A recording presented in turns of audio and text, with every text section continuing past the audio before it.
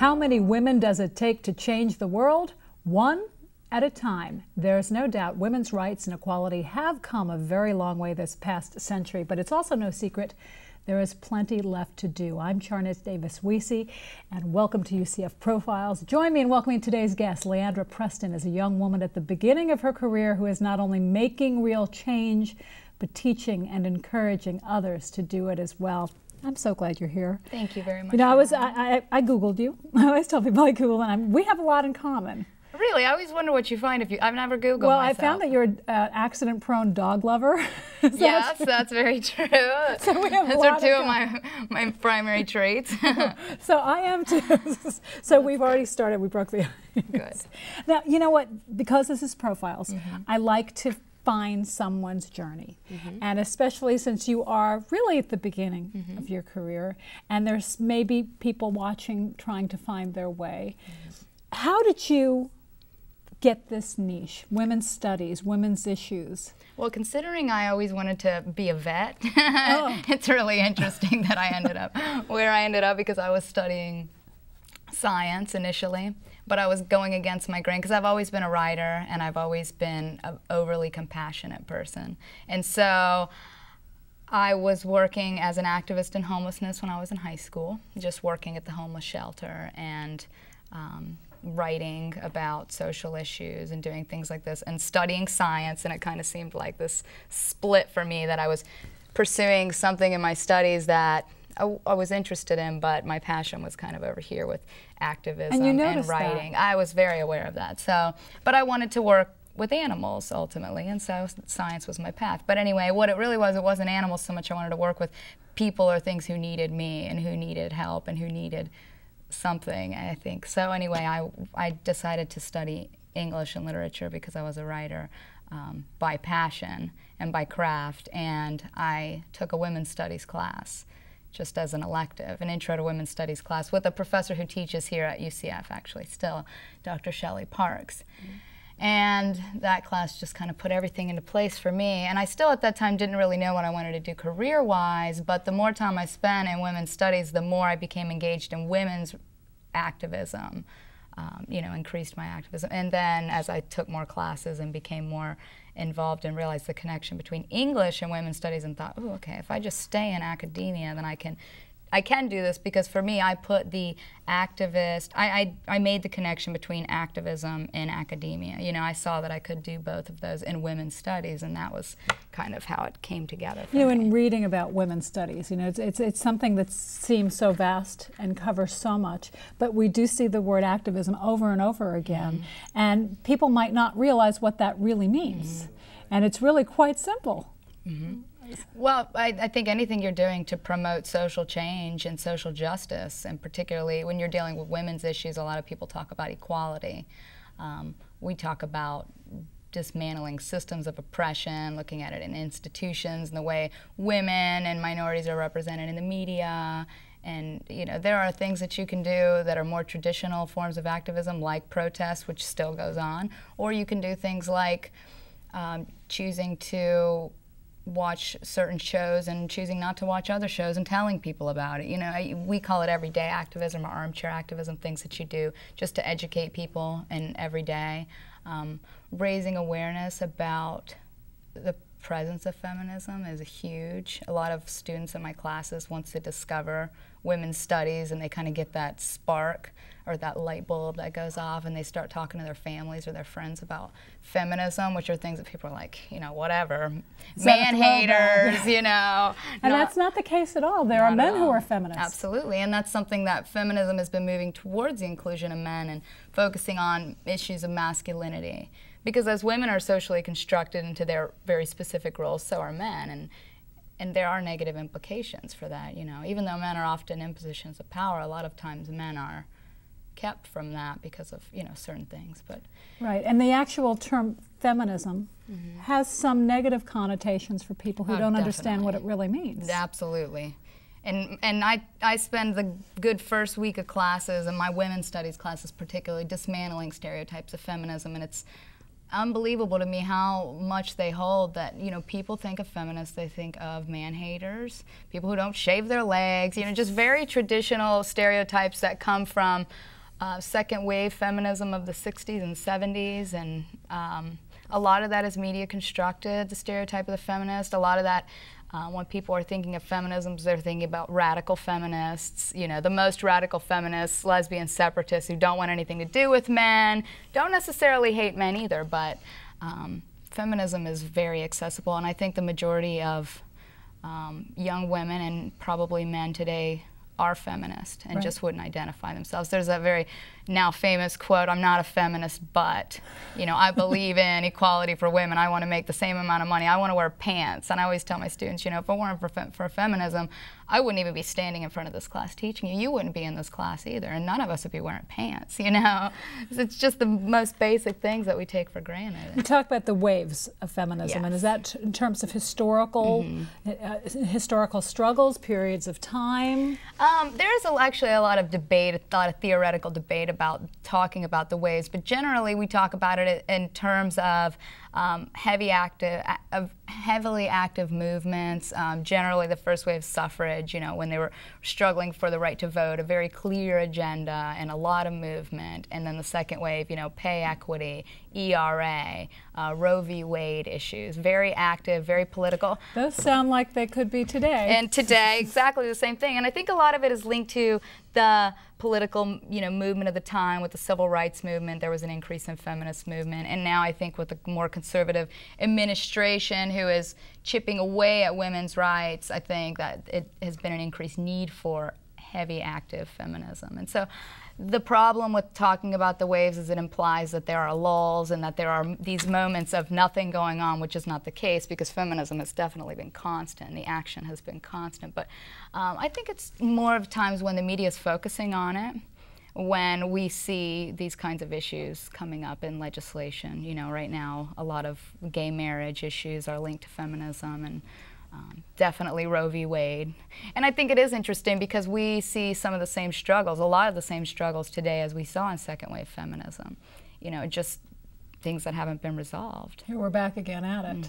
Exactly. You know, we talk about children and how things have changed and the media's role in all of this. And I remember when there was a big problem with the Barbie doll and the negative image.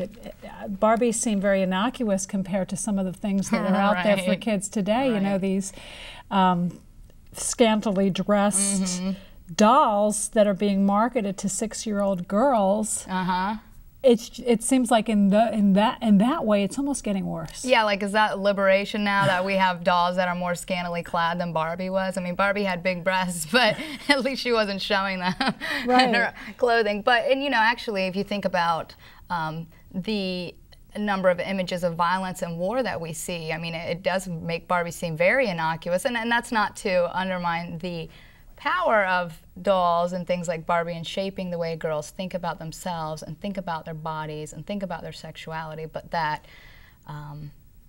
maybe our critiques and what we see a lot visually should be really more based on the violence in our culture.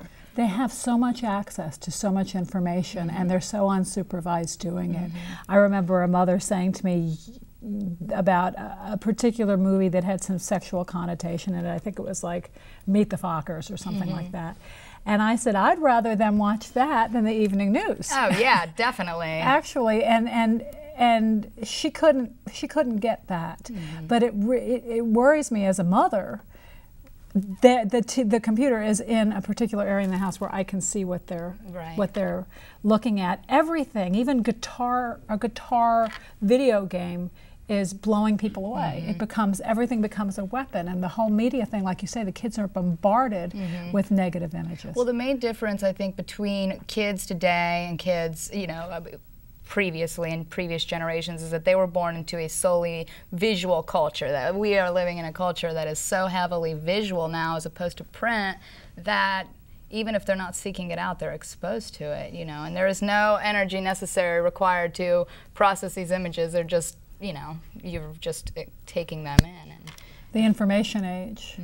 And even though at some points when you talk about the little girls and what they're exposed to, the threats they have through their computers, it seems that they can be potentially victimized. However, they do have power, and they realize the power they have very young to protect themselves as well. So it's a double-edged sword of what's going on for them. Yeah, and women have more power now, and I think even young women have more power in our culture now, which is obviously a good thing, but it can also make them less aware of the potential victimization that they'll face. And I think as women become more empowered and more sexually empowered, they also become more susceptible to sexual violence. You know, as a woman can go out there and be more independent, I think a lot of, it could not necessarily backfire in the sense that being sexually empowered will make you a victim of violence, but perhaps the empowerment that women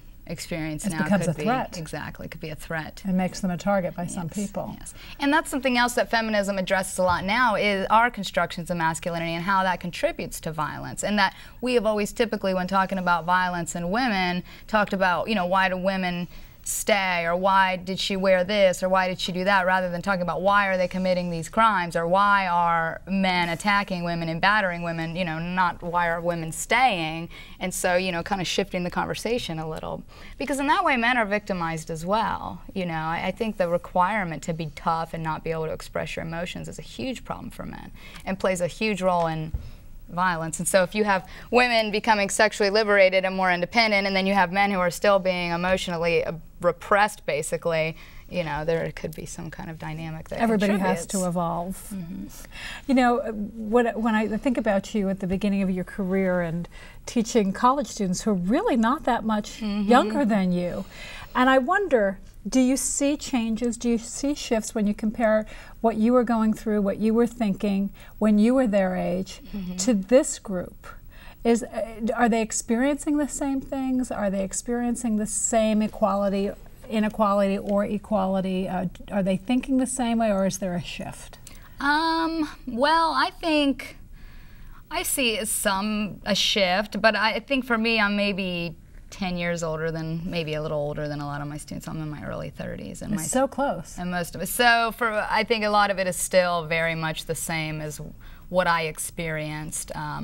I see differences in, there is an increase in engagement with the internet and things like that. But I also see my students, and maybe it's the type of students who I have because they're taking women's studies classes.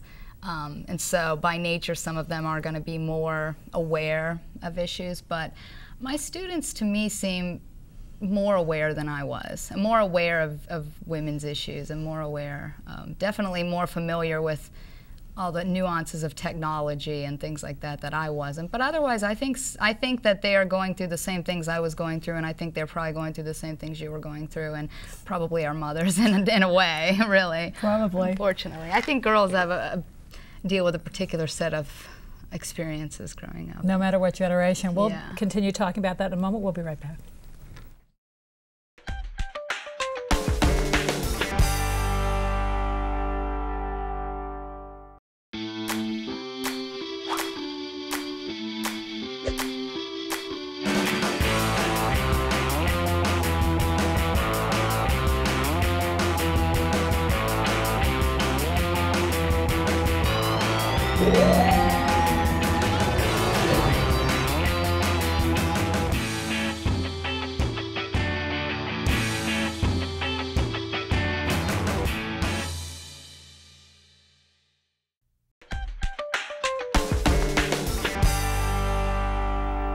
We're talking to Leandra Preston, and we're talking about the Women's Studies program at the University of Central Florida. And were you surprised when you were asked to join the Women's Studies program? So it seems so quickly. Well, it was great. I was actually very surprised because I was the first full-time Women's Studies faculty member at UCF, because we never had this position before I taught it. And so when my director, Dr. Lisa Logan, approached me, I was very surprised, because you feel, when you're young in your career, you just never feel quite qualified to do something. You feel like, God, am I qualified to do this? I have news for you. No matter how far along you go, you'll have someone say to you, can you do this? Or, oh, yeah, Right. Actually, yeah. In fact, today before this, I did have a conversation with my boss. She said, I'll tell you a secret. I never feel qualified. We never feel qualified, but you are. You are qualified. And I knew I could do it because of my passion, and I think that takes me. I think it's infectious. I think it's necessary for the program. I'm an activist, and I think women's studies is interesting because we're an academic program, but we view activism as something that is academic and something that's necessary to. Yeah, it is. It's something that's very necessary to our academic program, and so. Yeah, I was surprised, but I was thrilled. Called it my dream job. So I was teaching 4 classes of composition every semester, doing nothing but grading papers. So you're ready. It was great. Yeah. Let's talk about some of the things you've done. I read about the T-shirt program. The Clothesline Project. Clothesline Project. That's my baby. So cool. Tell me about that. It's an awesome project. It is a collection of T-shirts that survivors of violence make, or families, victims will decorate T-shirts to commemorate experiences with violence. It functions to raise awareness about the prevalence of violence. It addresses domestic violence, sexual violence, childhood abuse, domestic homicide. The shirts are color-coded. White is for women who have died as a result of violence. Red and orange and pink are for sexual violence. And when you hang them up and you see like 300 of these shirts side by side, it's really powerful. And you see the range of emotions and the complexity of the healing process. And it's definitely an activist venture, but as an academic venture, it's very useful, I think, to psychology professors and to teach students about the healing process. Or, I mean, we've actually held class in the Clothesline Project, talking about violence against women. What gave you the idea to do it? Well, I was not the originator of the program. It's an existing program that was started, I believe, in 1990 in Cape Cod, Massachusetts, by a group of women. I think they were just fed up with the prevalence of violence in their community, and so they did this to raise awareness. And so it's something that everybody will take on independently. We work with an organization, the Healing Tree in Orlando, and we work with the Sexual Assault Victim Services in Brevard and have collections of T-shirts. And now UCF's working on just kind of starting. Every time we have a display, people will make shirts.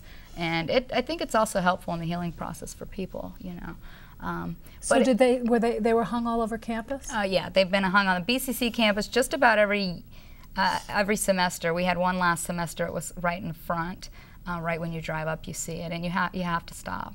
And so, does each person write their experience on the shirt? People do, and then it becomes a part of the project, and then the shirts are on display. A lot of people will come and just look, or people are walking to class, and they're not prepared to see this, and so we always make sure we have information on hand, or we'll have a victim advocate on hand.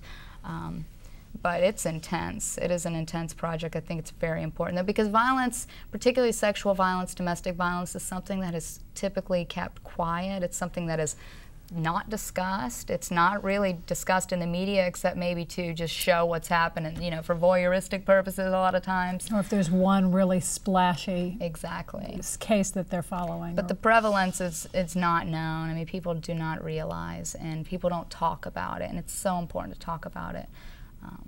Because it just perpetuates itself. What kind of things do the shirts say? Do you remember? Oh gosh, some things will say, like survivor, I prevailed, or they will say they're very angry. They say, I hate you, or you did, this specific thing to me, but I survived. So they really range. Some of them are, this shirt is for, in memory of Susan. I imagine for somebody who's been through that to see the other shirts, to realize, hey, you know what, it probably really wasn't my fault. And look at all these other women that have gone through this. Absolutely. That must be a really big part of the healing process. The I'm not alone factor is huge when it comes to healing from something like that. Let's talk about Ghana. Okay. Is that one of those, oh yeah, can I do it? Oh gosh. That's one of those, I'm just going to go and do it, and I can't believe I'm doing it, but I think it's going to be a great experience. So it's actually a classroom experience. You're taking students to Ghana. Yes, we're doing a study abroad program in Ghana. It's the first time women's studies at UCF's done study abroad, and will not be the last. So we're doing Ghana. We're collaborating with Florida Atlantic University, and they've done this several years now, the Ghana study abroad. So we have students taking a UCF course, which I'm teaching, which is a Womanist Studies, AKA Women's Voices of Social Justice. and it's West African Women's Voices. And she's teaching a communications course focusing on gender and social change. And so what we'll do is in the morning we'll have lectures and discussion, and in my class we talk a lot about the literature. It's a women's studies course. It's also a course focusing on literature, and then we'll go out and do field experiences related to the lessons of the day. So if we're talking about immigration issues that day or issues of citizenship and things like that, we might go to the refugee camps. If we're talking about violence, we might go to the shelter. They have it all coordinated. We're working with the university in Accra. That's what I was going to say. I bet it's very, very hard logistically to set this up to go into these particular places. And for this reason, I'm thrilled we're collaborating, because FAU's done it before, because we have not. And so and for us, it's been a lot of class preparation too. I mean, we've not offered this course, in this sense, in this context. So we have to work on the course, but the logistics have actually been a nightmare. I think it'll be great. How many students are going with you? A total of 15, and I believe we have 6 from UCF, and 1 graduate student who is going to be filming and making a documentary, documenting the events, and then myself, and then FAU, I believe, has 6 students, and then their faculty members. How long are you going to be there? A month. Wow. It's a 6-week course. It's summer A, and we're going to be there a month. And we should probably do the same thing next summer if all goes well. Whenever I have been in situations like that, for whether it was an Outward Bound course or covering war in El Salvador, and you're kind of nervous about going there, and then when you're in journalism, they call it looking at the world with one eye closed, because you're looking through the camera lens and you don't realize where you are till you get home. You see the video, and it's, oh my goodness, what was I thinking? And I always remember the last night, even if it was a dangerous situation or I was homesick, thinking, gosh, I'm kind of sorry it's over. Yeah, definitely. And I remember once saying to somebody, why do we have to go home? And they said, because your people are there. Yeah. So I am anxious, and I'm excited, and I know that I'm going to probably experience it, even though I will be anxious to come home to my dog. That's right. And down to measure my family. That's right. She'll probably miss me more. Probably. We talk so much about feminism and activism in the first wave and third wave, and it's something I had mentioned when you talked about Dr. Logan, when I talked to her, is the are we there yet? And you said that it's possibly a misconception that people think we are there. Yeah, no way. And I can tell you, as being a professional woman, I thought the things that I had seen 15 years ago were gone. And in speaking to a young woman in the industry I had been in, it's the same. It hasn't changed.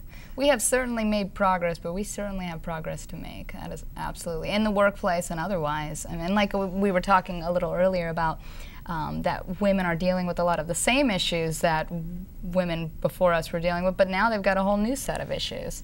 And with the internet and the visual culture, that has a lot, that brings up a lot. And especially the little girls. One of my favorite stories is my little girl saying to me, so what was your basketball team like? Right. Or what was your soccer team like? We couldn't do that. Right. And my sons think that it's so odd that women were kept from things, or girls were kept from things. They see how smart their sister is in math, and they can't understand that people used to think women couldn't do that. Yes. So you hope that the next generation born into this particular climate, but they may be brought into a climate in our family. Maybe it's just our family. Right. And then they have all the other stuff going on in the media, like the dolls that are made to look like... And it's tough competition because you've got their very immediate context to contend with, and then you've got the broader context to deal with in terms of... And I mean, I get students who are 19 and think everything is equal and fine and wonderful, and I think they will learn otherwise when they enter the workforce. But just being exposed to the issues that we discuss in women's studies it just gives them a different lens, a more critical lens that says, wow, everything is not okay. Just because women can vote doesn't mean that, Congress isn't still completely imbalanced. And that's what I will tell my students. You can look at the position of women in our society by looking at the makeup of Congress. And the same with, when you're talking about race and class issues, who makes up Congress? Primarily, rich white men, heterosexual white men still. And we've made tremendous progress, but this is still the makeup, and I think that's a mark of where we are in society in terms of equality and access to power. And so perhaps the daughter who is now so good at math will become the scientist or engineer that will change the, you know, makeup of gender in the workplace in the future. You know, we can only hope. Exactly. Leandra Preston, thank you so much for joining us. It was just so much fun. We have so much more to talk about. You're going to have to come back. I know, I will. Especially definitely. with the video of Yeah, Donna. I'll come back with pictures. Definitely. And the dog. You bring the dog. Thanks for joining us. Thank you I'm very much. Charda Davis-Wiese. We'll see you again next time on the next UCF Profiles.